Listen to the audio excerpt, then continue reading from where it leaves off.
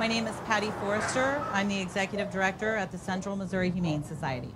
We take in nearly 9,000 animals each year. That's an average of 173 every week. It costs us at least $100 every time an animal comes in the shelter. So 9,000 times 100, our budget is about $900,000. We employ about 30 people at any one given time, and our budget is nearly $1 million to keep the shelter open. I think our Humane Society is severely underfunded. One of the main services we provide is a place for animals to come when they're no longer wanted or they're lost. So we do an intake service. We provide adoption services for people who would like to take them home. We do low-cost spay and neuter surgeries that provides sterilization surgeries for people who can't afford it. We provide lost and found services, hopefully to get animals that are lost home to their real families. But we are severely underfunded for the services that we provide to the community. This year we've served people from 56 different counties, but on a regular basis, under 20. Well, sadly, we have to euthanize more than half of the animals that come to the shelter. They come so fast and there are so few homes that we have little time to get them out somewhere. The dogs barking and acting like they are right now is a symptom of how it demonstrates why our shelter is not functional.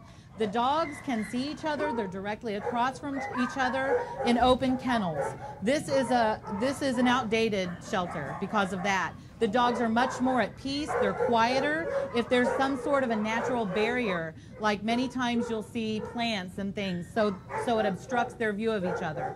The dogs here remain stressed and excited because they see each other all the time. They're directly in with the public. Not only is the facility in disrepair, but it no longer functions for the amount of animals that we're taking in. We don't have an isolation area for sick animals. We're housing more animals than ever before and don't have enough kennels. Our outside exercise pens are made of gravel and they really should be concrete. All this relates to disease control, reducing stress for the animals. We could do so much more if we had the funding to have a new building. Some people do feel uncomfortable visiting the Humane Society because of its state of disrepair. They feel like it's a sad place. Obviously, if we had a new shelter where it was people-friendly, visitor-friendly, the animals were calmer because they weren't so stressed, it was a more inviting situation, adoptions would definitely go up. And hopefully we would encompass more adopters from further away. A new building would play a role in everything we do. Staff members who work 3 to an office now would have more space, more quiet time. They'd be able to accomplish more. It's definitely a chaotic environment, and trying to accomplish our goals all crammed into one small office or into a very small area is difficult for us. It's distracting. The Humane Society is a private nonprofit organization, and we have contractual agreements with the city and the county to provide a variety of services for animals. For instance, we provide kennel space so that when they pick up a dog at large, they have a place to put it when they come back to the shelter. We provide office space, parking space, receptionist duties for them.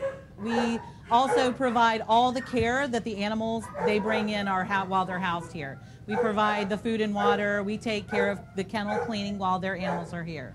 An animal that they bring in remains in their system, in their paperwork, but we are contracted to provide the daily care.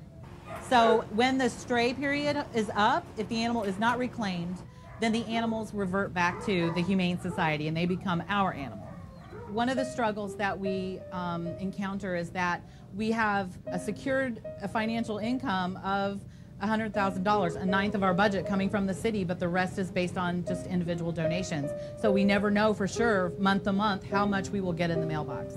If financially the Humane Society cannot survive, the burden of operating an animal shelter will revert back to the City of Columbia, which will then in turn pass along the $900,000 budget that we have to spend to keep the facility up will then fall and revert back to the City of Columbia if they choose to keep a municipal shelter open. I mean, there would be a transitional period of where would you take all the animals, and at 173 a week, people wouldn't know what to do with them. They would be turned loose, they could show up in your neighborhood. It would definitely be a catastrophe.